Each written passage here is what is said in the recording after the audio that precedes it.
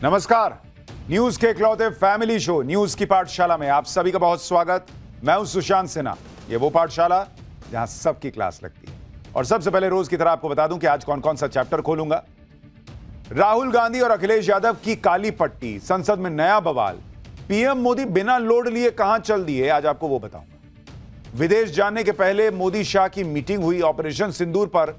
संसद में अब वो होगा क्या जो राहुल गांधी ने भी सोचा नहीं होगा।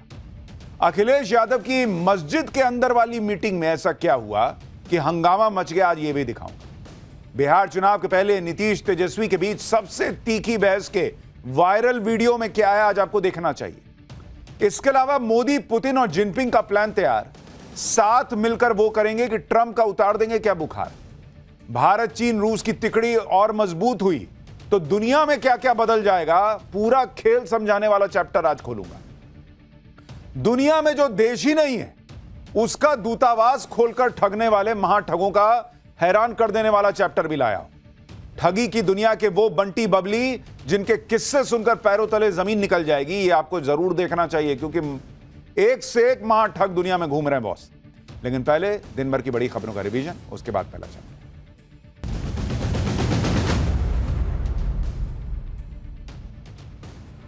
सुप्रीम कोर्ट के जस्टिस यशवंत वर्मा की याचिका पर सुनवाई के लिए तैयार हो गया है। हालांकि सीजेआई गवाई ने खुद इस मामले की हियरिंग से खुद को इससे अलग कर लिया और कहा कि मामले की सुनवाई के लिए स्पेशल बेंच का गठन होगा।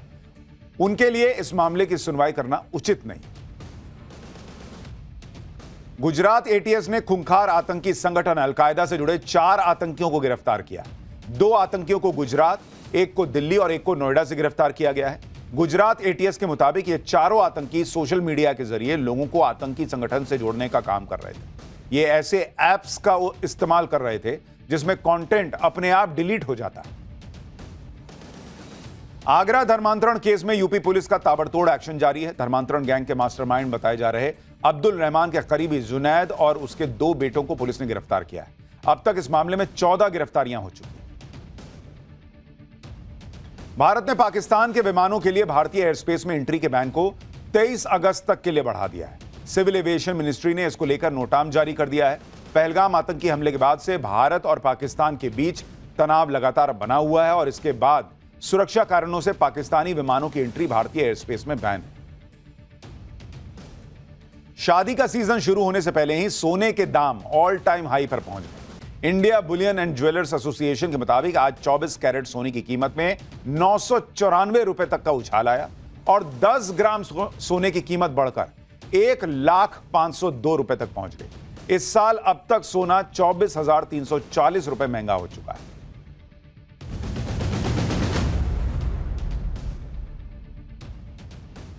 दिन भर का रिवीजन हो गया बॉस। अब पाठशाला का पहला चैप्टर खोलने जा रहा हूं और इसमें आज आपको बताऊंगा राहुल अखिलेश की काली पट्टी, संसद में नया बवाल, पीएम मोदी बिना लोड लिए कहां चल दिए। विदेश जाने के पहले मोदी शाह की मीटिंग, ऑपरेशन सिंदूर पर संसद में अब वो होगा जो राहुल गांधी ने भी सोचा नहीं होगा क्या। अखिलेश यादव की मस्जिद के अंदर वाली मीटिंग में ऐसा क्या हुआ कि हंगामा मच गया। और बिहार चुनाव के पहले नीतीश तेजस्वी के बीच सबसे तीखी बहस के वायरल वीडियो में क्या है। सबसे पहले देश की भर में आज जो पॉलिटिक्स हुई है उसके बारे में आपको बताऊंगा। 3 दिन से इंडी गठबंधन ने संसद रोक रखी है और आज तो संसद में नया बवाल शुरू हो गया। राहुल गांधी, अखिलेश यादव, पूरा इंडी गठबंधन काली पट्टी बांध कर आ गया भाई। ये लोग नरेंद्र मोदी को पहले ऑपरेशन सिंदूर पर घेर रहे थे, फिर बिहार में वोटर वेरिफिकेशन का मुद्दा निकाल कर ले आए।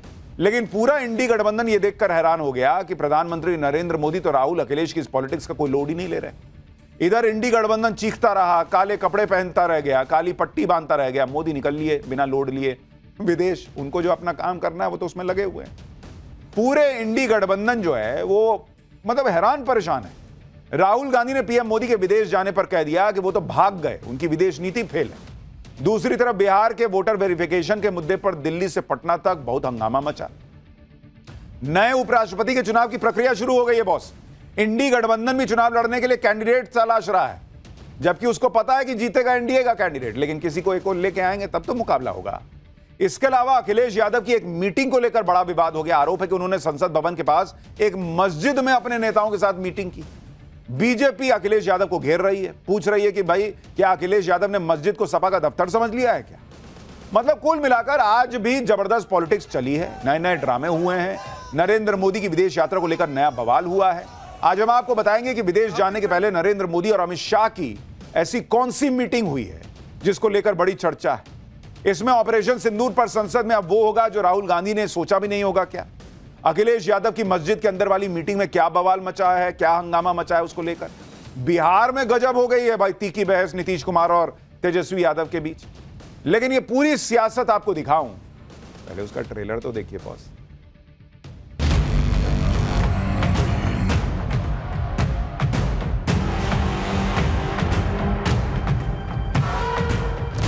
जो अपने आप को देशभक्त कहते हैं वो भग गए।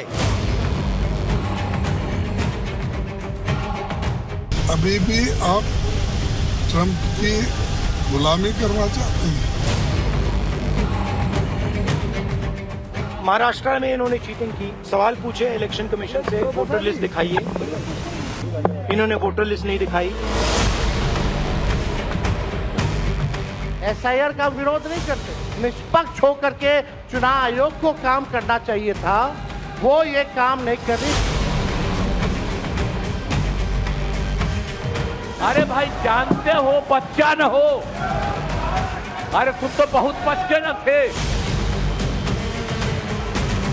और बीजेपी के पास मशीन है कोई, अगर वोटर आईडी कार्ड नहीं है तो पता नहीं कौन सी मशीन उनके पास है कि तुरंत वोटर आईडी कार्ड बना लेते हैं। तो ये तो ट्रेलर था बॉस, दिन भर पूरी फिल्म चली है। आज संसद सत्र का तीसरा दिन है। तीसरे दिन भी ज्यादातर वक्त हंगामे में ही बीत गया। कुछ नया हुआ है तो काले कपड़े और काली पट्टी की एंट्री हुई। संसद परिसर में विपक्ष ने काला कपड़ा पहनकर प्रदर्शन किया। वोटर वेरिफिकेशन के मुद्दे पर इंडी गठबंधन की पार्टियों ने नारेबाजी की। इस प्रदर्शन के दौरान अखिलेश यादव और राहुल गांधी एक साथ आ गए।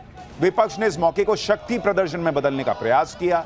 अखिलेश यादव ने एकजुटता दिखाने के लिए राहुल गांधी को काला मफलर भी पहना दिया कि भाई तुम भी पहनो, हम भी पहने हैं, हम दोनों पहनेंगे। फिर दोनों नेता साथ में खड़े होकर बिहार में वोटर वेरिफिकेशन के खिलाफ नारेबाजी करने लगे। इस दौरान राहुल गांधी ने चुनाव आयोग पर नया बम फोड़ दिया। पहले तो राहुल गांधी महाराष्ट्र में इलेक्शन चोरी होने की बात करने लगे, फिर उन्होंने यह खुलासा किया कि कर्नाटक में भी बहुत गड़बड़ी चल रही है और उन्होंने इस गड़बड़ी को पकड़ लिया। सुनिए राहुल गांधी चुनाव आयोग को लेकर क्या नया आरोप लेकर आए।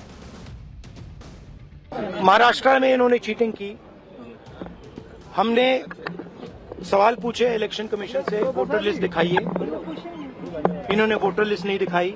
हमने कहा कि वीडियोग्राफी दिखा दीजिए, वीडियोग्राफी का कानून बदल दिया। 1 करोड़ नए वोटर्स आए थे महाराष्ट्र में और इलेक्शन चोरी किया। ठीक है, कर्नाटक में हमने रिसर्च की है थोड़ी, कर्नाटक में हमने भयंकर चोरी पकड़ी है।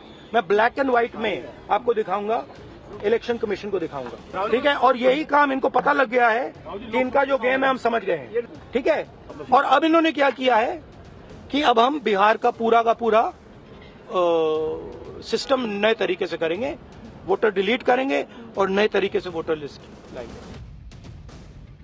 सुन रहे हैं ना आप, राहुल जी सब पकड़ लिए, सब पकड़ लिए बॉस। अभी तक ईवीएम पकड़ते थे, फिर कह रहे हैं कि भाई अंदर का वीडियो दिखाओ, अंदर कुछ गड़बड़ हो रहा है।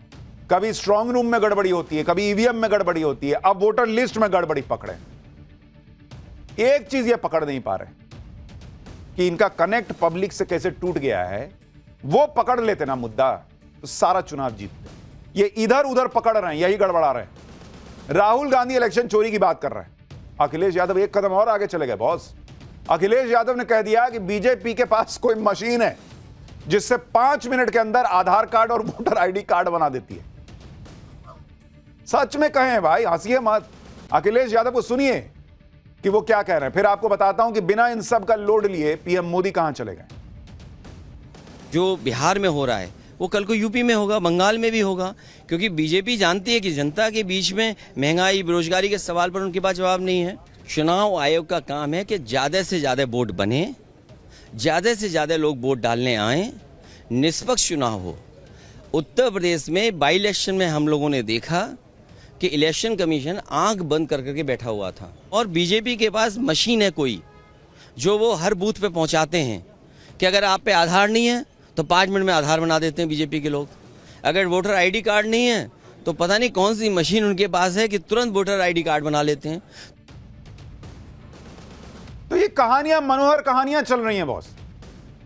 कह रहे हैं अखिलेश यादव कि चुनाव आयोग का काम है ज्यादा से ज्यादा लोग वोट करें।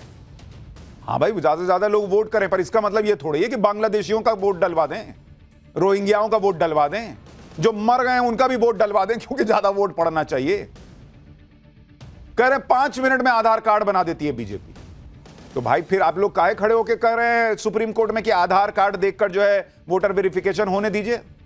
फिर तो बीजेपी 5 मिनट में बना के अपना वोटर जो है वो एंट्री करा देगी। कह रहे हैं 5 मिनट में वोटर आईडी बन जाता है। कहां बनता है? हम लोग को भी दिखाइए, लेकिन चलिए मीडिया को दिखाइए कहां पोलिंग बूथ के पास 5 मिनट में वोटर आईडी बनता है। आप देखिए कि जैसे ही संसद में ऑपरेशन सिंदूर पर सरकार चर्चा को तैयार हुई, वैसे ही ये लोग बिहार में वोटर वेरिफिकेशन का नया मुद्दा ले आए, नई नई कहानियां ले आए। विपक्ष अब बिहार में वोटर वेरिफिकेशन के मुद्दे पर संसद में अंदर और बाहर हंगामा कर रहा है। आज लगातार तीसरे दिन भी संसद की कार्रवाई में जबरदस्त हंगामा हुआ। लोकसभा और राज्यसभा दोनों सदनों में विपक्ष ने बिहार में वोटर वेरिफिकेशन के मुद्दे पर चर्चा की मांग को लेकर हंगामा किया। हंगामे को शांत कराने के लिए लोकसभा स्पीकर ने विपक्षी सांसदों को खूब समझाया भी, लेकिन जब बात नहीं बनी तो वो भड़क गए। सुनिए, देखिए क्या हुआ। आपका जो आचरण है, जो व्यवहार है, वो सड़कों का आचरण व्यवहार आप संसद में कर रहे हैं। ये देश देख रहा है। आप जिस राजनीतिक दल के लोग हैं, मैं उन नेताओं से भी कहना चाहता हूं कि देश आपके सदस्यों के आचरण व्यवहार को देख रहा है। विपक्ष बिहार में वोटर वेरिफिकेशन के मुद्दे पर संसद में चर्चा की मांग कर रहा है। साथ में यह शर्त भी जोड़ रहा है कि चर्चा में पीएम मोदी होने ही चाहिए। सुनिए कांग्रेस के उपनेता लोकसभा में गौरव गोगोई ने क्या कहा। तो ये जो वोट चोरी हो रही है, ये जो वोट बंदी हो रही है, इसको लेकर हम सदन के अंदर स्पष्टता मांग करते हैं। वे प्रधानमंत्री, वे केंद्र सरकार जो चुनाव आयोग के चीफ कमिश्नर का नियुक्त करते हैं, आज वे सदन के अंदर क्यों चुप हैं? हम चाहेंगे कि सदन के अंदर प्रधानमंत्री मोदी जी आएं और एसआईआर के चर्चा पे भाग लें। इनको हर चर्चा में प्रधानमंत्री नरेंद्र मोदी होने ही चाहिए, ये वाला एक क्लॉज लगा देते हैं। क्यों? इसके पहले सदन का जो भी सत्र चलता था और देश का जो प्रधानमंत्री होते थे वो पूरे टाइम बैठे रहते थे क्या वहां पे? मनमोहन सिंह जब प्रधानमंत्री थे तो पूरे टाइम बैठे रहते थे क्या? ये एक नया ट्रेंड शुरू हुआ है कि चर्चा भी चाहिए, जैसे हम बोल रहे हैं वैसे ही चाहिए, और नरेंद्र मोदी वहां बैठे होने चाहिए। जिस वोटर लिस्ट रिवीजन पर ये लोग बवाल काट रहे हैं वो काम तो आसानी से चल रहा है। दूसरी बात, वोटर लिस्ट की सफाई भी की जा रही है। अब तक बिहार में 51 लाख मतदाताओं को हटाया जा चुका है। 18 लाख इनमें से ऐसे थे जिनका निधन हो चुका। 26 लाख मतदाताओं ने अपनी विधानसभा बदल ली। 7 लाख मतदाता ऐसे हैं जिनके पास 2 जगह के वोटर कार्ड हैं। बिहार के एसआईआर में 97% से ज्यादा मतदाताओं को कवर किया जा चुका है। सिर्फ 21 लाख मतदाताओं का फॉर्म रिसीव होना बचा हुआ है। और मैं तो कह रहा हूं इसमें बवाल की वजह क्या है ये नहीं समझ में आ रहा। भाई मान लीजिए चुनाव आयोग कह रहा है कि 18 लाख लोग ऐसे हैं जो मर गए हैं तो उनका नाम हटा रहे हैं।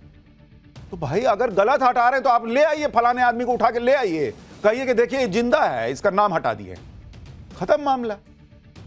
कह रहे हैं कि भाई इतने लाख लोग हैं जो दूसरी जगह शिफ्ट हो गए, यहां रह ही नहीं रहे तो उनका वोट यहां कैसे होगा? उसको उठा के ले आइए, बोलिए देखिए यही ना रह रहा है, ये लोग झूठ बोल रहे हैं। एक्सपोज कर दीजिए चुनाव आयोग को। हंगामा करने से क्या होगा बॉस? अभी 1 महीने का टाइम है कि कुछ गलत हुआ है तो उसको आप उठाइए, डीएम के पास ले जाइए, आप उस पर कहिए कि ये गलत हुआ है, उसको ठीक कर लिया जाएगा। लेकिन वोटर लिस्ट को क्लीन करने की इस प्रक्रिया को राहुल गांधी बीजेपी का गेम बताने लगे। बीजेपी ने भी जवाब दिया कि राहुल गांधी लोगों को गुमराह कर रहा है। सुनिए जरा। और जब हिमाचल में कैसे फिल्म की सरकार और आज कर्नाटक में सरकार हुई, सरकार होती थी, चुनाव मशीन में चुनाव इलेक्शन कराते हैं तो स्टेट की मशीनरी से कराते हैं। उनको अगर इस बात का ज्ञान नहीं है। इंडी गठबंधन की लाइन लेंथ ही समझ के बाहर है बॉस। पहले विपक्ष ने ऑपरेशन सिंदूर पर चर्चा की मांग की। जब सरकार बिना विरोध के चर्चा को तैयार हो गई तो फिर कहा कि पहले दिन ही चर्चा कराओ। पहले दिन से क्या दिक्कत है? साथ में यह भी शर्त जोड़ दी कि चर्चा में नरेंद्र मोदी तो मौजूद रहने ही चाहिए। सरकार ने समझाया कि पीएम मोदी 1 हफ्ते के लिए विदेश दौरे पर जा रहे हैं इस हफ्ते, तो पीएम मोदी की मौजूदगी में तो अगले हफ्ते चर्चा हो सकती है। जब सब तय हो गया तो नया विरोध करने लगे कि चर्चा की तारीख फिक्स नहीं है। अब आज चर्चा की तारीख भी तय हो गई। लोकसभा में 27 जुलाई को और राज्यसभा में 28 जुलाई को चर्चा होगी, ये डेट तक बता दिया गया। यही नहीं, राज्यसभा में पहले 9 घंटे चर्चा होनी थी, उसको बढ़ा के 16 घंटे कर दिया गया। यानी नरेंद्र मोदी सरकार कह रही है कि तुमको जितना चाहिए भाई उतना चर्चा कर लो। पहले 25 घंटे की बात हुई थी, अब 30 घंटे से ज्यादा की चर्चा होगी। डेट बता दिए, सब हो गया, तो चल रहा है मामला। विपक्ष जो मांग कर रहा है सरकार से, सरकार मानती जा रही है। बावजूद उसके माहौल यह बनाया जा रहा है कि सरकार जैसे ऑपरेशन सिंदूर पर चर्चा नहीं चाहती। सुनिए कांग्रेस के अध्यक्ष मल्लिकार्जुन खड़गे क्या कह रहे हैं। ये देखो, वो बार बार बोल रहा है, ये क्यों निरुत्तर है, हमको समझ में नहीं आ रहा। तो अभी भी आप ट्रंप की गुलामी करना चाहते हैं। देश बड़ा है, इम्पोर्टेंट है, इसीलिए तो हमने देश की एकता के लिए सब लोग मिलकर सरकार को सपोर्ट किया। अगर हमारे को बार बार ट्रंप ये कह के अपमान करता है कि समझौता मैंने कराया, तो उसका उत्तर उन्हें देना चाहिए और वो भी डट कर बोलना चाहिए, हम खुद ने कर लिया। पहली बात तो ट्रंप अपमान कर रहा, आप अपमानित हो क्यों रहे हैं? जब अपने यहां का विदेश मंत्रालय बता चुका, प्रधानमंत्री ट्रंप को फोन पे सुना चुके कि भाई कोई डील नहीं हुई थी, हमने अपने हिसाब से जो है वो सीज फायर किया है, तो आप क्यों अपमानित महसूस कर रहे हैं जब अपनी देश की सरकार कह रही है, खुले में कह रही है कि ऐसा नहीं हुआ? आपको ट्रंप पे ज्यादा भरोसा क्यों? अच्छा, आगे बढ़ने से पहले एक करेक्शन कर दूं, 28 तारीख को लोकसभा में चर्चा होगी ऑपरेशन सिंदूर पे, सोमवार को, और 29 को राज्यसभा में होगी। खैर, जब यह तय हो चुका है कि ऑपरेशन सिंदूर पर कब और कितनी चर्चा होगी, तो बार बार इसी पे बवाल मचाने की वजह क्या है? विपक्ष तो नई मांग लेकर आ रहा है। अब ऑपरेशन सिंदूर को लेकर विपक्ष पीएम मोदी के सदन में मौजूदगी की मांग कर रहा था। सरकार ने यह भी मान लिया कि ठीक है, पीएम रहेंगे। इसके अलावा आज एक और खबर यह आई कि पीएम मोदी ने लोकसभा और राज्यसभा में भी ऑपरेशन सिंदूर पर जवाब देने का फैसला किया है, वो जवाब दे सकते हैं। ऑपरेशन सिंदूर पर अगले हफ्ते चर्चा होगी। अभी पीएम मोदी विदेश गए हैं, लेकिन आज विदेश जाने से पहले पीएम मोदी ने बड़ी बैठक की। सुबह सुबह संसद भवन में पीएम मोदी और अमित शाह की मुलाकात हुई। फिर अमित शाह और जेपी नड्डा ने लोकसभा अध्यक्ष से मुलाकात की। संसद में लोकसभा अध्यक्ष ओम बिड़ला और राज्यसभा के उपसभापति हरिवंश के बीच भी बैठक हुई। यानी आज पूरा दिन बड़ी बड़ी बैठकें हुई हैं, प्लानिंग का दौर चला है, और इन बैठकों को लेकर यही कयास है कि विदेश जाने से पहले पीएम मोदी ने बड़ी प्लानिंग की है। पीएम मोदी आज यूके और मालदीव की यात्रा पर गए। 23 जुलाई से 26 जुलाई के बीच वो दोनों देशों की यात्रा करेंगे। कूटनीति के लिहाज से यह बहुत अहम दौरा है, जिसके बारे में हम आपको आगे बताएंगे। लेकिन जैसे ही पीएम मोदी आज विदेश दौरे पर निकले, वैसे ही राहुल गांधी उनके इस विदेश दौरे पर सवाल उठाने लगे। भारत की पूरी विदेश नीति को फेल बता दिया। सुनिए एक बार राहुल गांधी को, फिर हम बताएंगे फेल कौन है। गिनती पे भी नहीं गिना जा सकता। किसने सपोर्ट किया? जी, किसी ने भी। हमारी फॉरेन पॉलिसी की इन्होंने धज्जियां उड़ा दी हैं। किसी ने हमें सपोर्ट नहीं किया, किसी ने नहीं किया। गिनती पे भी नहीं गिना जा सकता। किसने सपोर्ट किया? जी, किसी ने भी। हमारी फॉरेन पॉलिसी की इन्होंने धज्जियां उड़ा दी हैं। किसी ने हमें सपोर्ट नहीं किया, किसी ने नहीं किया। राहुल गांधी कह रहे हैं कि ऑपरेशन सिंदूर में किसी देश ने हमारा सपोर्ट नहीं किया, कोई साथ नहीं आया। जबकि खुद पीएम मोदी ने कांग्रेस के ही जिन सांसदों को दूसरे देशों में डेलीगेशन के तौर पर भेजा था, वो खुद कह रहे थे कि भारत के ऑपरेशन सिंदूर को ग्लोबल लेवल पर सपोर्ट मिला। दूसरी बात यह समझने वाली है कि पाकिस्तान को ठोकने के लिए भारत किसी देश की सपोर्ट की जरूरत पर नहीं बैठा है बॉस। बिना किसी के सपोर्ट के हमने पाकिस्तान को ठोक कर दिखाया, यह हमारी काबिलियत है आज की। अंदर घुसकर पाकिस्तान के एयरबेस फोड़ दिए। आज तक पाकिस्तान अपने एयरबेस ठीक नहीं कर पाया है। यह बात भी समझनी होगी कि आतंकी हमले का जवाब देते हुए भारत ने पाकिस्तान के खिलाफ अग्रेशन दिखाया, और पूरी दुनिया तो इसी तनाव में थी कि कहीं पीएम मोदी पाकिस्तान का नक्शा ना बदल दे। तो सपोर्ट की जरूरत वहां होती है जहां भारत कमजोर पड़ रहा हो। भारत ने तो एक साथ चीन, पाकिस्तान, तुर्की सबको निपटा दिया। इतना ही नहीं, भारत ने तो पूरी दुनिया को डंके की चोट पर बताया कि अगर अब और कोई आतंकी हमला होगा तो जहां से अभी रोके हैं वहीं से मारना शुरू करेंगे। यह भारत का न्यू नॉर्मल है। यानी भारत के पाकिस्तान के खिलाफ भारत को किसी का सपोर्ट चाहिए भी नहीं था। और दूसरी बात कि पाकिस्तान की इतनी धुलाई हुई, दुनिया के बड़े बड़े देश चुपचाप सब देखते रहे। दुनिया की बाकी बड़ी ताकतों को इस युद्ध से दूर रहना ही भारत की बड़ी जीत है बॉस। कोई नहीं आया पाकिस्तान की मदद के लिए खुलकर। आप मार रहे हैं, सब देख रहे हैं और कोई आपको रोक नहीं रहा है। इससे बड़ा सपोर्ट क्या होगा बॉस? इतने बड़े बड़े मुस्लिम देश हैं, एक नहीं आया पाकिस्तान के साथ खड़ा होने के लिए, एक नहीं आया कि भारत रोकिए, भारत रोको, ये क्या कर रहे हो तुम, किसी ने नहीं कहा। यही सपोर्ट होता है डिप्लोमेसी में बॉस। और क्या होता है कि आप मार रहे हैं, सामने वाला चीख रहा है लेकिन कोई रोकने नहीं आ रहा है, इसको सपोर्ट ही कहते हैं। लेकिन फिर भी राहुल गांधी पीएम मोदी की कूटनीति पर सवाल उठा रहे हैं, ट्रंप का नाम लेकर यह कह रहे हैं कि पीएम मोदी ने एक बार भी ट्रंप को जवाब नहीं दिया। एक बार वो भी सुनिए। हालात अच्छी नहीं है, पूरा देश जानता है। जो अपने आप को देशभक्त कहते हैं वो भग गए, राइट? प्राइम मिनिस्टर एक स्टेटमेंट नहीं दे पा रहे हैं। ट्रंप ने कितनी बार बोला है? 25 बार बोला है। ट्रंप ने 25 बार बोला है कि मैंने सीज फायर करवाया। ट्रंप कौन होता है सीज फायर कराने का? उसका काम थोड़ी है। मगर प्रधानमंत्री ने एक बार जवाब नहीं दिया। राहुल गांधी कह रहे हैं कि ट्रंप ने 25 बार सीज फायर पर बयान दिया लेकिन पीएम मोदी ने एक बार भी जवाब नहीं दिया। राहुल गांधी की यह बात भी फैक्चुअली गलत है, क्योंकि पीएम मोदी ने खुद फोन पर ट्रंप से कहा था कि भारत और पाकिस्तान के बीच सीज फायर दोनों सेनाओं के बीच हुआ था और उसमें किसी तीसरे पक्ष की कोई भूमिका नहीं थी। पीएम मोदी ने साफ कहा था कि भारत और पाकिस्तान के सीज फायर की बातचीत के दौरान कहीं भी किसी भी स्टेज पर ट्रेड डील की कोई बात नहीं आई थी, जैसा ट्रंप बार बार दावा कर रहे हैं। तो पीएम मोदी ने तो ट्रंप के मुंह पर उन्हें जवाब दे दिया। इससे ज्यादा बड़ी बात और क्या हो सकती है बॉस? इसके अलावा विदेश मंत्रालय कई बार अलग अलग मंच से ट्रंप के दावों को खारिज कर चुका है। इतना ही नहीं, नरेंद्र मोदी और ट्रंप की जो फोन पर बातचीत हुई उसका बकायदा स्टेटमेंट विदेश मंत्रालय ने जारी किया कि नरेंद्र मोदी ने ये बात ट्रंप को कही। क्या अमेरिका के विदेश मंत्रालय ने उसको डिनाई किया कि नहीं, नरेंद्र मोदी ने ऐसा कुछ नहीं कहा? लेकिन राहुल गांधी को नहीं सुनना है तो नहीं सुने, देश सुन रहा है बॉस कि नरेंद्र मोदी ने ट्रंप के मुंह पे बताया कि किसी और से बात नहीं हुई थी। इस बातचीत के बावजूद, इतना सब कुछ होने के बावजूद राहुल गांधी नरेंद्र सरेंडर का माहौल बनाने में जुटे। अब राहुल गांधी ने ऑपरेशन सिंदूर की सफलता पर भी सवाल उठा दिए। कह रहे हैं कि दाल में कुछ काला है। एक बार वो भी सुनिए इनका बयान। आप कह रहे हो कि ऑपरेशन सिंदूर ऑनगोइंग है और फिर आप कह रहे हो विक्ट्री हो गई, या विक्ट्री हो गई या सिंदूर ऑनगोइंग है। और दूसरी साइड से ट्रंप कह रहा है कि भैया सिंदूर को मैंने बंद किया, सिंदूर को मैंने बंद किया। 25 बार बोला है तो कुछ ना कुछ तो दाल में काला है ना। राहुल गांधी की बातों में लॉजिक ढूंढने निकलिएगा तो रेत में सुई ढूंढने जैसा है। कह रहे हैं कि अभी ऑपरेशन सिंदूर अगर ऑन गोइंग है तो विक्ट्री कैसे हो गई? अरे भैया, ऑपरेशन सिंदूर पार्ट 1 में विक्ट्री की बात हो रही है। इंडिया और इंग्लैंड टेस्ट में सीरीज खेल रहे हैं।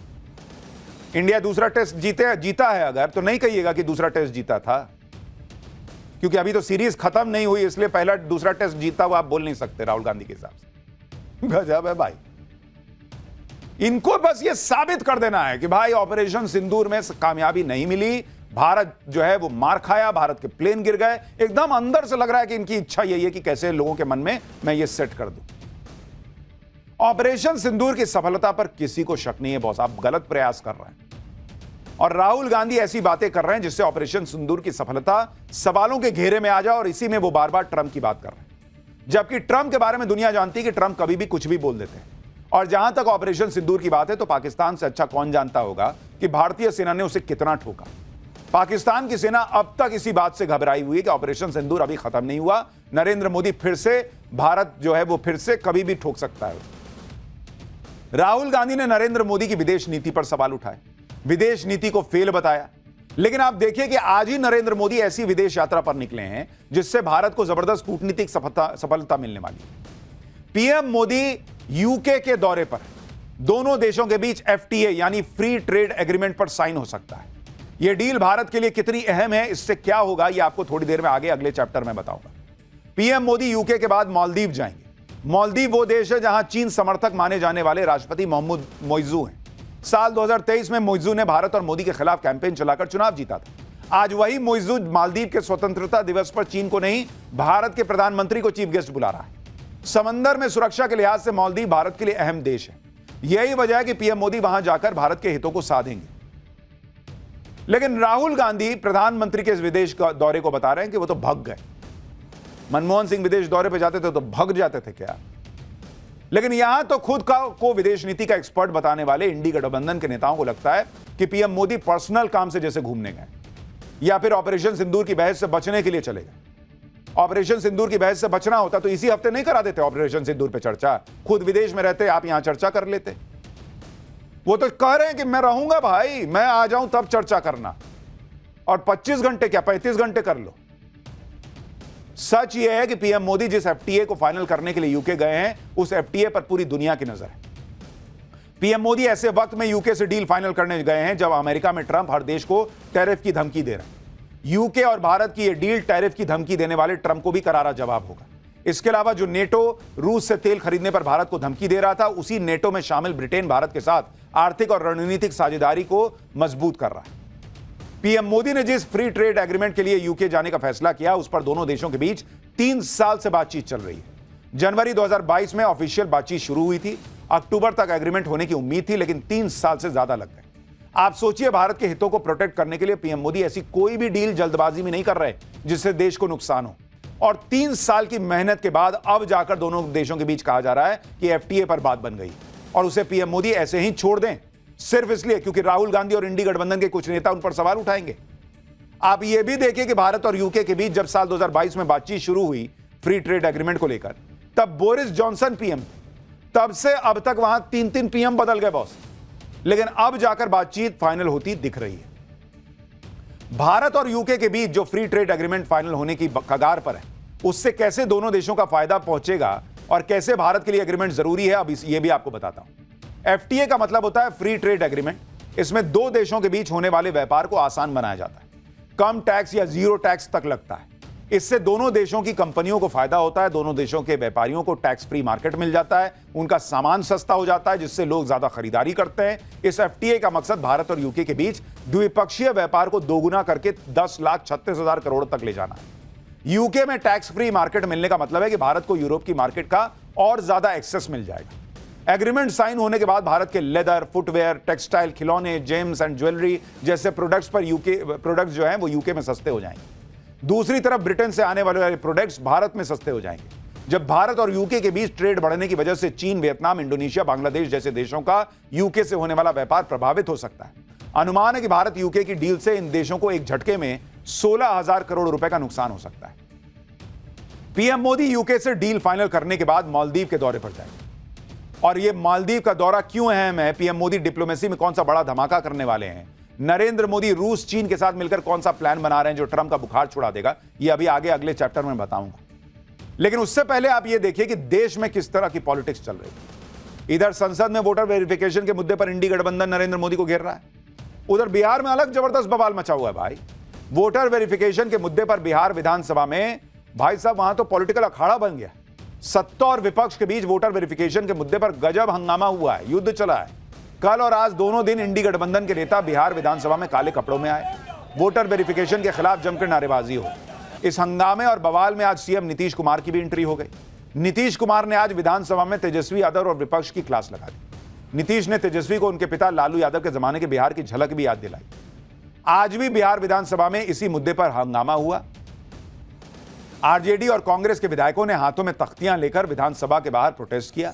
राबड़ी देवी भी इस प्रोटेस्ट में शामिल हुई थी। इन सभी के हाथों में पोस्टर थे जिन पर लिखा था संविधान की हत्या बंद करो। मतलब लोग हर दूसरे मुद्दे पर संविधान की हत्या करवा देते हैं। विधानसभा के बाहर प्रोटेस्ट के दौरान विपक्षी विधायकों की विधानसभा के मार्शल्स के साथ झड़प भी हो गई। यानी पूरा माहौल बनाया जा रहा है जैसे चुनाव आयोग पता नहीं कितना बड़ा अपराध कर रहा। इसी तरह कल भी विधानसभा के अंदर जमकर हंगामा हुआ। प्रदर्शन कर रहे विधायकों ने तो कुर्सी तक उठा ली थी। तेजस्वी यादव जो लगातार एसआईआर के मुद्दे पर चुनाव आयोग को निशाने पर ले रहे हैं, आज कह रहे हैं कि एसआईआर का विरोध नहीं कर रहे हैं, विरोध तो एसआईआर की प्रक्रिया का कर रहे हैं। सुनिए तेजस्वी यादव। एसआईआर जो प्रक्रिया हो रही है, हमको इसका विरोध नहीं है, एसआईआर का विरोध नहीं करते, लेकिन जो प्रक्रिया, जो पारदर्शिता होनी चाहिए, ईमानदारी से निष्पक्ष होकर के चुनाव आयोग को काम करना चाहिए था, वो ये काम नहीं कर रही। इसका हम इस सदन में हम खंडन करते हैं और ये सच्चाई है महोदय। पर सदन में खंडन क्यों कर रहे हैं भाई? आप लोग तो ऑलरेडी केस लड़ रहे हैं सुप्रीम कोर्ट में, जहां सुप्रीम कोर्ट ने इस एसआईआर की प्रक्रिया को रोका नहीं, प्रक्रिया के तरीके पे या जो तरीका है एसआईआर का उस पर कोई सवाल नहीं उठाए। तो आपके कहने से क्या होगा? आप यही बात जाके सुप्रीम कोर्ट में साबित कर दीजिए, वहां से रुकवा लीजिए। बिहार विधानसभा में आज इंडी गठबंधन के विरोध पर सीएम नीतीश कुमार ने जमकर इनकी क्लास लगाई। नीतीश कुमार ने तेजस्वी यादव के आरोप पर कहा कि आज ये सब बोल रहे हो, लेकिन जब तुम्हारे पिता सीएम थे तो तुम्हारी माताजी सीएम थी, तो प्रदेश का क्या हाल था उस समय? तो तुम यानी तेजस्वी यादव को कह रहे थे वो कि तुम बच्चे ना था जी। नीतीश कुमार ने कहा कि चुनाव लड़ने के लिए जो बोलना है बोलिए, लेकिन यह भी ध्यान रखिए कि बिहार में पिछले 20 साल में हमने कितना काम किया है। सुनिए नीतीश कुमार। आप बात ही बोल रहा है, अरे काहे के लिए बोल रहे हो? जब उम्र तुम्हारा कम था, तुम्हारे पिताजी 7 साल मंत्री थे और उसके बाद तुम्हारी माता 7 फिर मंत्री रही, आज तुम मुख्यमंत्री रहे, और उसके बाद क्या उस समय की स्थिति है? अगर चाहोगे तो पहले क्या था? मामला है कि चुनाव लड़ना है तो भाई चुनाव लड़िए, और चुनाव लड़ने में अंड बंड जितना बोलना है बोलते रहिए। और पहले कुछ था, अरे भाई जानते हो बच्चा न हो, अरे तुम तो बहुत बच्चे न थे। अब जानते हो पटना शहर में भी शाम में कोई निकलता था, कोई शाम में घर से बाहर जाता था। नीतीश कुमार कह रहे हैं जितना अंडबंड बोलना बोलो, फर्क नहीं पड़ता है, चुनाव में सारा फैसला होगा। बिहार में सिर्फ एसआईआर के मुद्दे पर ही हंगामा नहीं हो रहा, प्रशांत किशोर भी बिहार में अपनी मौजूदगी दिखाने की कोशिश कर रहे हैं। प्रशांत किशोर की पार्टी जन सुराज ने आज पटना में बड़ा प्रोटेस्ट किया, इसमें प्रशांत किशोर भी शामिल थे। प्रशांत किशोर ने गरीब परिवारों को 2 लाख रुपए की रोजगार सहायता राशि देने, दलित भूमिहीन परिवारों को जमीन देने और भूमि सर्वेक्षण में भ्रष्टाचार के आरोपों में को लेकर प्रदर्शन किया। लेकिन विधानसभा पहुंचने से पहले ही पुलिस ने प्रदर्शन को रोक दिया। पुलिस ने प्रशांत किशोर के प्रदर्शन को रोकने के लिए लाठीचार्ज भी किया। प्रशांत किशोर के कार्यकर्ताओं की पुलिस के साथ झड़प हुई।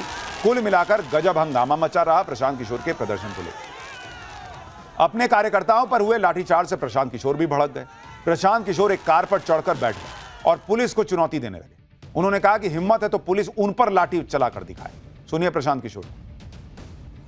दिखाइए लाठी मार के, अभी पता चल जाता है आपको। पूरा बिहार में एक दिन सरकार का चलना मुश्किल कर देंगे। आप लाठी मार के दिखाइए, आप लाठी मार कर दिखाइए। कार्यकर्ताओं पर लाठी चलाते हो। हमारे पीछे एक लड़के को मारे हैं, आप उसका सर फूटा है, क्यों लाठी चलाया है बताइए? आप जवाब दीजिए। आप जन सुराज के कार्यकर्ता को मारे हैं और आप ये पुलिसिया रोब दिखाइएगा, हम पर चलेगा नहीं। बहुत पुलिसिया रोब देखे हुए हैं हम। अगर ये नहीं सुधरे तो नीतीश कुमार को जाने से पहले जिस घर में वो रह रहे हैं एक आने मार्ग में, चुनौती लिख लीजिए, उसी घर में इनको घेर देंगे। पुलिस वाला कुछ नहीं कर पाएगा। पूरा बिहार से लाके लोगों को यहाँ घेर देंगे, कुछ नहीं कर सकते हैं ये।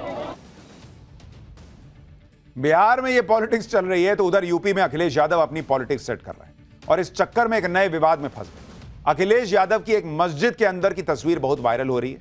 ये तस्वीर जो अब आपके स्क्रीन पर आ रही है, आप देख रहे हैं, उसी मस्जिद की बताई जा रही है जहां अखिलेश यादव अपनी पार्टी के सांसदों के साथ गए थे। अखिलेश की इस तस्वीर पर हंगामा मच गया। बीजेपी ने कहा कि अखिलेश हमेशा मस्जिद के अंदर जाकर पार्टी की मीटिंग करते हैं। सुनिए बीजेपी नेताओं को।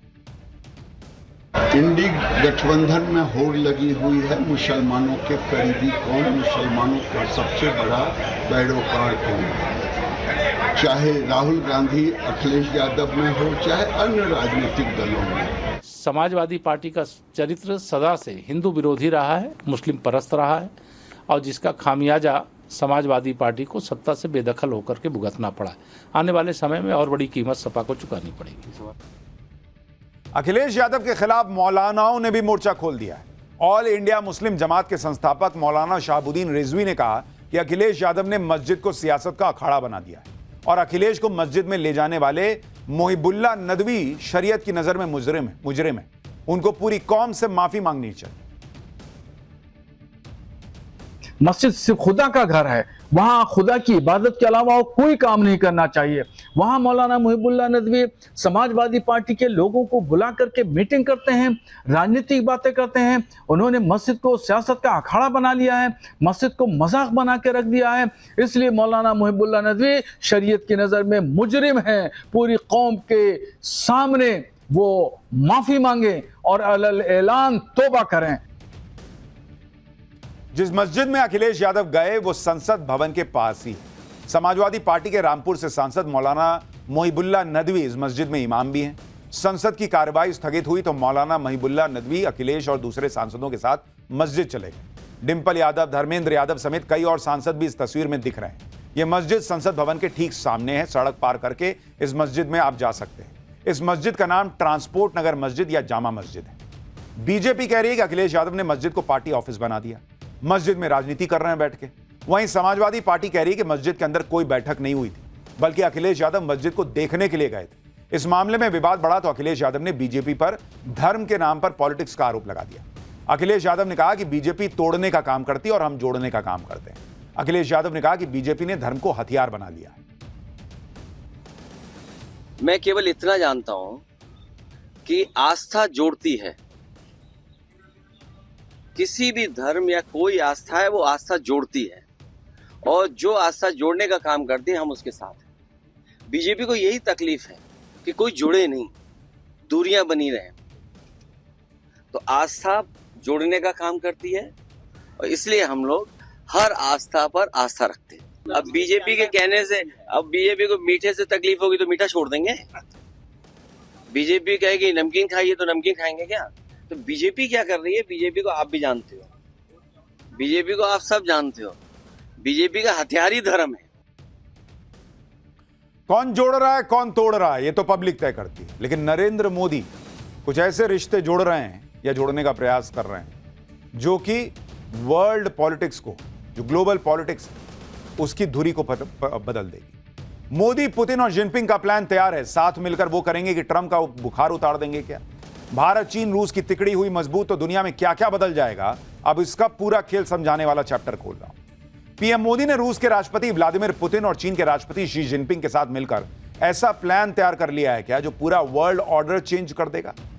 मोदी, पुतिन और जिनपिंग साथ मिलकर वो करने वाले हैं क्या कि ट्रंप जो आए दिन टैरिफ की धमकी देते रहते हैं उनकी दादागिरी दिखाने का बुखार उतर जाएगा? भारत, रूस और चीन एक साथ होने जा रहे हैं, ऐसी अटकलें अब तेज होती जा रही हैं और इसके लिए तीनों देशों ने बातचीत के लिए RIC वार्ता शुरू करने की योजना बनाई, जिसके जरिए अमेरिका समेत पश्चिमी देशों की दादागिरी को खत्म करने का प्लान तैयार हो चुका है, ऐसा माना जा रहा है। अब ये RIC क्या है? अगर भारत, रूस और चीन एक साथ आ गए तो क्या गजब हो जाएगा, आज आपको ये विस्तार से समझना चाहिए। पीएम मोदी ने पाकिस्तान के टेरर नेटवर्क की गर्दन मरोड़ने का कैसे तगड़ा इंतजाम किया है, आज आपको यह भी बताऊंगा। लेकिन पहले ऑपरेशन सिंदूर के बाद भारत की विदेश नीति कैसे हिट हो रही है, क्या क्या ग्लोबल ऑर्डर में चेंज हो रहा है, उसका एक ट्रेलर देखिए। आप देखिए कि भारत, चीन और रूस के बीच त्रिपक्षीय संगठन RIC को फिर से सक्रिय करने की चर्चा हो रही है। RIC में R का मतलब है रशिया, I का मतलब है इंडिया और C यानी चाइना। यह बातचीत का वो मंच है जिसे 1990 के दशक के अंत में रूस ने तैयार किया था। RIC का मकसद अमेरिका और पश्चिमी देशों के एक तरफा वर्ल्ड ऑर्डर को बैलेंस करना है। RIC के तहत तीनों देशों के बीच अलग अलग लेवल पर 20 बैठकें हो चुकी हैं। RIC के जरिए विदेश नीति के साथ साथ सुरक्षा मामलों में भी आपसी सहयोग बढ़ाने की कोशिश की जा रही है। लेकिन भारत चीन के बीच गलवान क्लैश के बाद यह मंच लगभग निष्क्रिय पड़ गया था। अब रूस एक बार फिर से RIC को एक्टिवेट कर रहा है और चीन ने भी इसके लिए रजामंदी दे दी है। अगर रूस, भारत और चीन एक साथ आ जाते हैं तो क्या अमेरिका की बादशाहत खतरे में पड़ जाएगी? वर्ल्ड ऑर्डर चेंज हो जाएगा क्या? पूरा पावर सेंटर पश्चिमी देशों से एशिया में शिफ्ट हो जाएगा, क्योंकि भारत, चीन और रूस एक हो गए तो इनकी ताकत दुनिया के तमाम गुटों से ज्यादा होगी। दुनिया की 36% आबादी वाले इन तीन देशों की जीडीपी को अगर जोड़ लिया जाए तो यह दुनिया की जीडीपी का 33% बनता है बॉस। चीन 1641 लाख करोड़ रुपए के साथ दुनिया की दूसरी सबसे बड़ी इकॉनमी है। भारत 345 लाख करोड़ रुपए के साथ चौथी सबसे बड़ी इकॉनमी है और रूस की इकॉनमी भी 181 लाख करोड़ रुपए की। अगर भारत, चीन और रूस एक साथ आ गए तो ये तीनों देश मिलकर पश्चिमी देशों के सैन्य संगठन नेटो के मुकाबले की ताकत बन सकते हैं। तीनों देशों का टोटल सैन्य खर्च लगभग 40 लाख करोड़ रुपए से ज्यादा है। चीन का सैन्य बजट 21,60,000 करोड़ रुपए, रूस का सैन्य बजट करीब 13 लाख करोड़ रुपए और भारत का सैन्य बजट करीब 6 लाख करोड़ रुपए। रूस, चीन और भारत तीनों ही दुनिया के सबसे बड़े ऊर्जा उपभोक्ता और उत्पादक देशों में भी शामिल है। रूस के पास प्राकृतिक गैस का सबसे बड़ा भंडार है और रूस में निकाले जाने योग्य तेल का दूसरा सबसे बड़ा भंडार मौजूद है। चीन दुनिया का सबसे बड़ा ऊर्जा उपभोक्ता है और भारत इस लिस्ट में तीसरे नंबर पर है। दोनों देश इसके लिए आयात पर निर्भर है। अभी भी भारत रूस से तेल खरीदने में पहले नंबर पर और चीन दूसरे नंबर पर है। अगर तीनों देश एक साथ आ गए तो फिर भारत और चीन को तेल आयात के लिए किसी दूसरे देश पर निर्भर नहीं रहना पड़ेगा। दुनिया ने रूस यूक्रेन युद्ध के दौरान भी इन तीनों देशों की कंबाइंड पावर का एक ट्रेलर देखा था। जब पूरा यूरोप और अमेरिका छाती पीटता रह गया और रूस को धमकियां देता रह गया, तब भी भारत और चीन की मदद से रूस खड़ा रहा और दुनिया इन तीनों देशों का कुछ बिगाड़ नहीं पाई, ना आज बिगाड़ पा रही। भारत, रूस और चीन अगर साथ आ गए तो यह अमेरिका के राष्ट्रपति ट्रंप के लिए सबसे बड़ा झटका साबित होगा, क्योंकि रूस और चीन लंबे समय से डॉलर को चुनौती देने की कोशिश कर रहा है। चीन और रूस के बीच ज्यादातर व्यापार अभी चीन की करेंसी युआन में हो रहा है। भारत और रूस के बीच भी व्यापार के लिए डॉलर के बजाय किसी और पेमेंट मोड अपनाने की तैयारी चल रही है। ब्रिक्स में शामिल ब्राजील, रूस, भारत, चीन और साउथ अफ्रीका भी डी डॉलराइजेशन की बढ़ चढ़कर बात करते रहे। अब अगर रूस, भारत और चाइना के तहत RIC के तहत रूस, भारत और चीन ने साथ मिलकर डॉलर को अगर नकार दिया बॉस, तो यह डॉलर की दादागिरी को खत्म कर सकता है। ट्रंप जिस तरह से दादागिरी दिखाने का प्रयास करते हैं, अगर भारत चीन साथ आ गए, रूस साथ आ गया, तो ट्रंप की सारी हेकड़ी निकल जाएगी एक बार, क्योंकि भारत और चीन सबसे बड़े मार्केट है बॉस। अगर दोनों देशों ने अमेरिका में सामान बेचना बंद कर दिया और अमेरिका का सामान भारत में बिकने देना बंद कर दिया या कम भी कर दिया, तो अमेरिका की हवा टाइट हो जाएगी बॉस। यह बात ट्रंप भी समझ रहे हैं, इसलिए वो अब धमकी देने पर उतर आए। RIC की चर्चा के बीच ट्रंप ने धमकी दी है कि जो भी देश डॉलर को कमजोर करने की कोशिश करेगा, अमेरिका उस पर 150% टैरिफ लगा देगा। ट्रंप के सहयोगी लिंडसे ग्राहम ने ट्रंप के हवाले से चेतावनी दी कि भारत और चीन अगर रूस से तेल खरीदना बंद नहीं करते तो अमेरिका उनको बुरी तरह बर्बाद कर देगा। तुम क्या बर्बाद करोगे यार? तुम्हारी इकोनॉमी बर्बाद हो रखी है, तुम्हारे यहां बेरोजगारी बढ़ रही है और तुम भारत को बर्बाद करने आए हो, जो दुनिया की सबसे तेजी से बढ़ती अर्थव्यवस्था है। ट्रंप का इलाज कराओ अगर उनको ऐसा लगता है भाई कि वो भारत को बर्बाद कर देंगे। ट्रंप की हालत कितनी खराब हो रही है आप इसी से अंदाजा लगाइए, क्योंकि भारत, रूस और चीन साथ आ गए तो पूरा वर्ल्ड ऑर्डर चेंज कर देंगे और अमेरिका का दबदबा खत्म हो जाएगा। लेकिन RIC दोबारा शुरू होगा या नहीं, इसका फैसला नरेंद्र मोदी को करना है, जिनकी विदेश नीति का एक ही मंत्र है, इंडिया फर्स्ट। PM मोदी को पता है कि चीन पर कभी भी पूरी तरह से भरोसा नहीं किया जा सकता। मोदी को पता है कि चीन से हाथ मिलाओ, लेकिन जरा ध्यान से और चौकन्ना रहे। मोदी सरकार अभी यही कर भी रही है। चीन ने भारत से संबंधों को बेहतर करने के लिए हाथ तो आगे बढ़ा दिया है। भारत ने चीन की सैन्य और डिप्लोमेटिक घेराबंदी करके ही हाथ मिलाने के लिए हामी भरी। आप देखिए कि भारत RIC में शामिल होगा, उससे पहले ही चीन बॉर्डर पर भारत ने अपनी सैन्य तैनाती बढ़ा दी। लद्दाख में राफेल की तैनाती के लिए परमानेंट हवाई पट्टी बनाकर तैयार कर दिया। इसके अलावा LOC पर आकाश प्राइम और S-400 जैसे एडवांस एयर डिफेंस सिस्टम खड़े कर दिए। लद्दाख से लेकर चिकन नेक और नॉर्थ ईस्ट तक चीन बॉर्डर सिक्योरिटी टाइट की हुई है। हिंद महासागर में सबसे एडवांस युद्धपोत सबमरीन की तैनाती हो चुकी है। समुद्र में एडवांस मिसाइलों की टेस्टिंग लगातार चल रही है।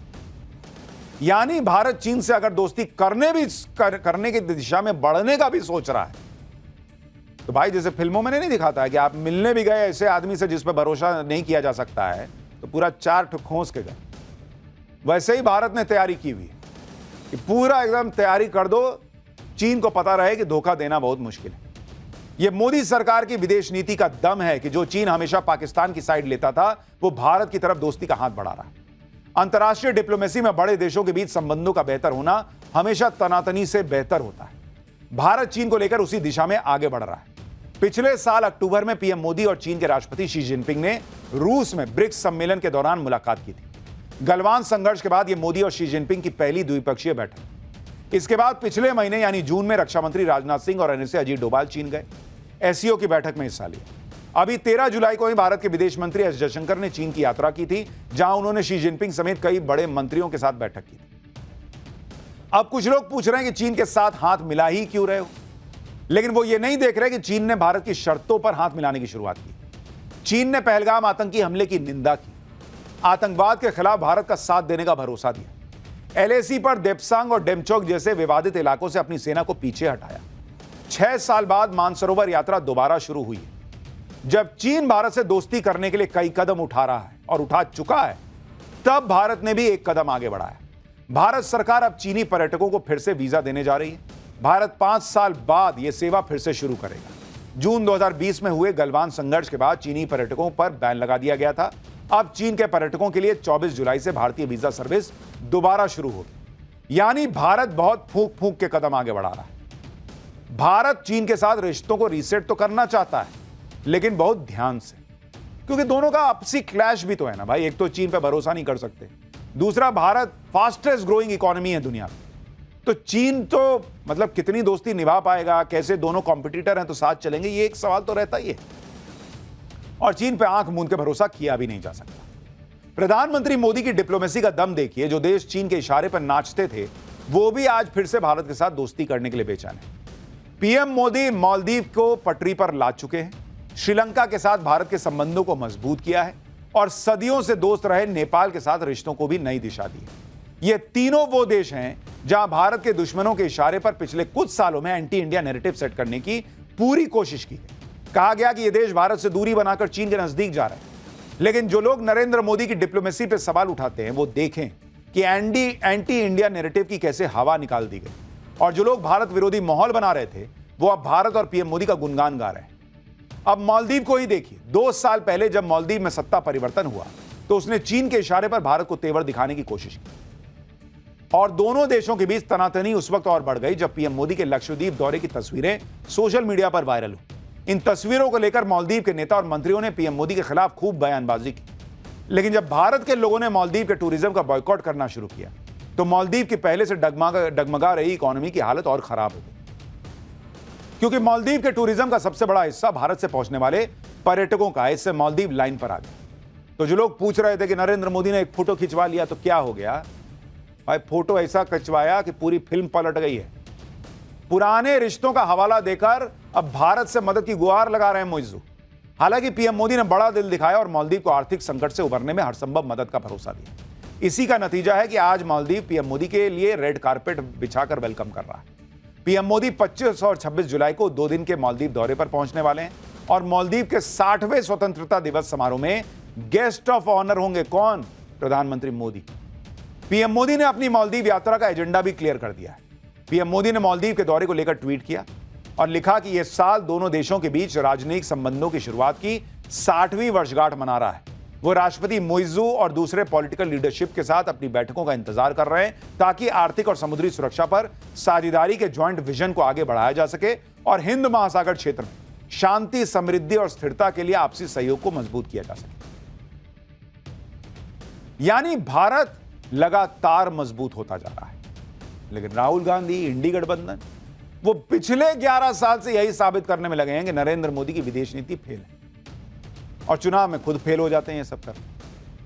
खैर, इस देश में ना तो फर्जी नैरेटिव चलता है, ना फर्जी वाड़ा। और पाठशाला में अगला चैप्टर आपको देखना चाहिए। दुनिया में जो देश ही नहीं है, उसका दूतावास खोलकर ठगने वाले महाठगों का हैरान कर देने वाला चैप्टर खोल रहा हूं। ठगी के दुनिया के वो बंटी बबली जिनके किस्से सुनकर पैरों तले जमीन निकल जाएगी, आज आपको देखना चाहिए। दुनिया ठगों और फर्जीवाड़ा करने वालों से भरी पड़ी है बॉस। ऐसे ऐसे बंटी बबली हैं कि आप कहां कहां बचेंगे। जिस तरह से साइबर अपराधी ठगी के लिए रोज नया पैतरा लेकर आते हैं, उसी तरह बड़ा गेम करने वाले ठग भी नए आइडिया के साथ मार्केट में आ गए। गाजियाबाद में तो एक शख्स ने कंपनियों को चूना लगाने के लिए पूरा का पूरा दूतावास, एम्बेसी खोल दिया भाई। इस फर्जी दूतावास में जब पुलिस ने छापा मारा तो उनके भी कान खड़े हो गए, क्योंकि जिन देशों के नाम पर ठगी की जा रही थी वो देश तो दुनिया का मैप में भी नहीं है।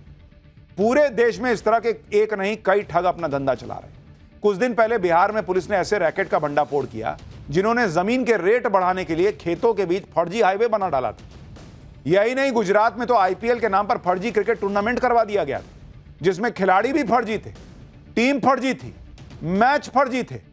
ठगों ने ऐसा जाल बिछाया था कि रूस के लोग सट्टेबाजी के जाल में फंस गए। लेकिन भारत में जब भी ठगों का नाम लिया जाता है तो उसमें सबसे ऊपर नाम आता है नटवर लाल। नटवर लाल ने अपने शातिर दिमाग से ताजमहल, लाल किला और यहां तक कि राष्ट्रपति भवन तक को बेचने का दावा कर दिया। महाठगों के फर्जीवाड़े और ठगी के कैसे कैसे नए तरीके मार्केट में आ चुके हैं, आज उसके बारे में आपको डिटेल से देखना चाहिए। लेकिन पहले ट्रेलर देखिए।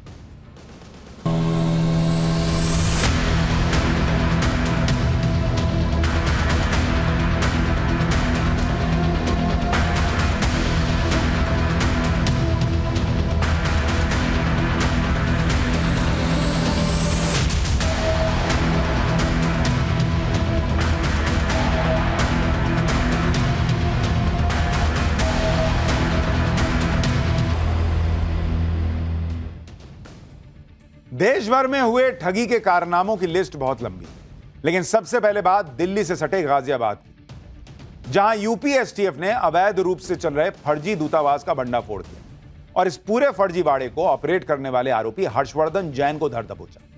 पुलिस गिरफ्त में आने के बाद आरोपी हर्षवर्धन जैन की हवाइयां उड़ गई, लेकिन कुछ देर पहले तक यही शख्स खुद को कई देशों का डिप्लोमेट बता रहा था और पुलिस वालों पर रौब झाड़ रहा था। इसके कारनामे सुनेंगे तो आप हैरान रह जाएंगे। आरोपी हर्षवर्धन जैन के पास से 4 लग्जरी कार बरामद हुई है। खास बात यह है कि चारों कार पर डिप्लोमेट नंबर थे। ये वो नंबर होते हैं जो दूसरे देशों के राजनयिकों को मिलते हैं। पुलिस भी डिप्लोमेट नंबर प्लेट वाली गाड़ियों की चेकिंग कम ही करती है। ऐसी गाड़ियों को अलग से प्रोटोकॉल मिलता है। लेकिन हर्षवर्धन जैन तो इन फर्जी नंबरों के बल पर ठगी का धंधा ऑपरेट कर रहा था। आरोपी हर्षवर्धन जैन इतना शातिर है कि उसने इस पूरे खेल को ऑपरेट करने के लिए गाजियाबाद के पौष इलाके में किराए का एक मकान लिया हुआ। इस आलीशान घर को उसने ऑफिस में तब्दील कर दिया था। घर के बाहर ही उसने किसी देश का झंडा लगा रखा था, ताकि जो भी देखे उसे यही लगे कि भाई तो ये किसी देश की एम्बेसी है, क्योंकि घर के बाहर किसी देश का झंडा लगा है और डिप्लोमेट नंबर प्लेट वाली गाड़ियां खड़ी हैं, तो आदमी तो यही सोचेगा कि एम्बेसी है। हर्षवर्धन जैन के घर के बाहर लगे इस बोर्ड को देखिए। बोर्ड पर नाम लिखा है जेडी जैन। बताया जा रहा है कि जेडी जैन आरोपी के पिता हैं। नाम के नीचे लिखा है animal welfare officer, ministry of environment and forest. यानी हर्षवर्धन जैन से ऐसा रुतबा बना रखा था उसने कि किसी को शक ही नहीं हो सकता था कि यह शख्स दरअसल डिप्लोमेट है ही नहीं। यूपी एसटीएफ ने जब इस फर्जी दूतावास पर छापा मारा तो कई सवाल थे कि आखिर कोई दूतावास खोलकर क्या ही खेल कर सकता है, लेकिन यहां से जो सामान मिला उसे देखने के बाद पूरा खेल समझ में आया। आरोपी हर्षवर्धन ने अपना रुतबा बनाने के लिए प्रधानमंत्री, राष्ट्रपति और देश की तमाम बड़ी हस्तियों के साथ फर्जी फोटो बना रखी थी। बताया जा रहा है कि इस फर्जी दूतावास से पीएम नरेंद्र मोदी, पूर्व राष्ट्रपति एपीजे अब्दुल कलाम समेत दिग्गजों के साथ तस्वीरें दिखी। इसके अलावा उसकी कुछ तस्वीरें चंद्रा स्वामी और अंतर्राष्ट्रीय हथियार डीलर अदनान खशोगी के साथ की भी। ये सभी फोटो मॉर्फ्ड थी, यानी ऐसी तस्वीरें जिन्हें डिजिटल तरीके से बदल कर तैयार किया गया। मॉर्फ की गई तस्वीरें लोगों को धोखा देने के लिए थी। यही काम हर्षवर्धन भी कर रहा था। यूपी एसटीएफ को हर्षवर्धन के ठिकाने से फर्जी डिप्लोमेटिक नंबर प्लेट लगी 4 कार के अलावा फर्जी माइक्रोनेशन देशों के 12 जाली पासपोर्ट, 18 डिप्लोमेटिक देश की फर्जी नंबर प्लेट, विदेश मंत्रालय की फर्जी मुहर लगे जाली दस्तावेज, 2 जाली पैन कार्ड, 2 जाली प्रेस कार्ड, कई देशों और कंपनियों की 34 जाली मुहर और 44,70,000 कैश के अलावा विदेशी करेंसी भी मिली। हर्षवर्धन जैन ने गाजियाबाद के इस घर में वेस्ट आर्कटिक देश के नाम से दूतावास खोला हुआ था।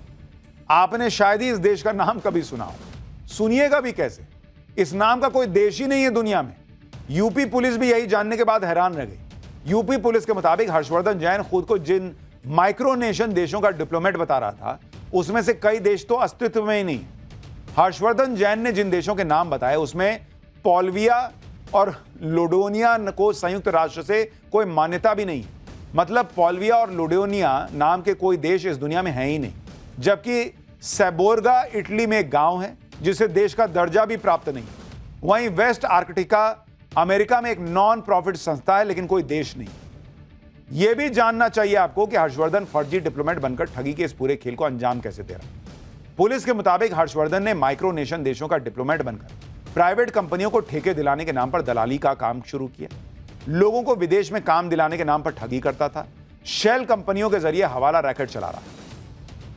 हर्षवर्धन जैन दिल्ली के पास बैठकर फर्जीवाड़े का रैकेट चला रहा था, तो दिल्ली से दूर बिहार के पूर्णिया में बिल्डरों ने ऐसा कारनामा कर दिया जो आज तक आपने नहीं सुना होगा। पूर्णिया में एक फ्लाईओवर पर बुलडोजर एक्शन का विरोध हो रहा है। स्थानीय लोग बुलडोजर के आगे खड़े हो गए। किसी भी हाल में ये लोग पुल को गिरने नहीं देना चाहते। दरअसल ये वो लोग हैं जिन्होंने इस पुल के आसपास जमीनें खरीदी। ये जमीनें भी इन लोगों ने महंगे दाम पर खरीदी क्योंकि इन्हें बताया गया था कि यहां हाईवे का काम शुरू हो गया, पुल का एक हिस्सा बन भी गया है, जिसके बाद लोगों ने इन्वेस्ट कर दिया क्योंकि हाईवे के करीब जमीन की कीमत बढ़ जाती। लेकिन इसी के बाद पूरे फर्जीवाड़े का खुलासा हुआ। प्रशासन की टीम पहुंची और लोगों को बताया गया कि यहां कोई हाईवे है ही नहीं बॉस, ये पुल फर्जी है, सड़क फर्जी है। यानी सरकार ने इस पुल और सड़क का जो हिस्सा दिख रहा है, उस दिखाया गया है, उसे बनाया ही नहीं है सरकार ने। यह कारनामा तो उन लोगों ने किया जिनको जमीन बेचनी थी। बताया जा रहा है कि जमीन के मालिकों ने कारी कोसी नदी पर पुल का एक हिस्सा बना दिया, थोड़ा सा अपना पैसा लगाकर फर्जी पुल तैयार किया। कई लोगों को लगा कि सरकार बड़ा प्रोजेक्ट लेके आ रही तभी ना पुल बन रहा है। जमीन मालिकों ने लोगों को बताया कि यहां से हाईवे गुजरने वाला है। इसके बाद इलाके की जमीनों की कीमत बढ़ गई और जमीन मालिक बड़ी कीमतों पर जमीन बेचकर फरार हो गए। पब्लिक सोचती रही कि भाई इतना बड़ा पुल बन रहा है तो यहां से हाईवे गुजरेगा। अब सरकार करेगी हम बना ही नहीं रहे, यहां कोई है ही नहीं, सड़क तोड़ो इसको। जिन लोगों ने महंगे दाम पे जमीन खरीदी वो माथा पकड़ के बैठ गए क्योंकि खेत के बीच में अधूरा पुल खड़ा है जो बार बार उनके साथ हुई ठगी की याद दिला रहा है। तो एक से एक ठग है भाई, तो बच के रहना पड़ता है। समय कम पड़ गया, ब्रेक लेना नहीं तो और बताता।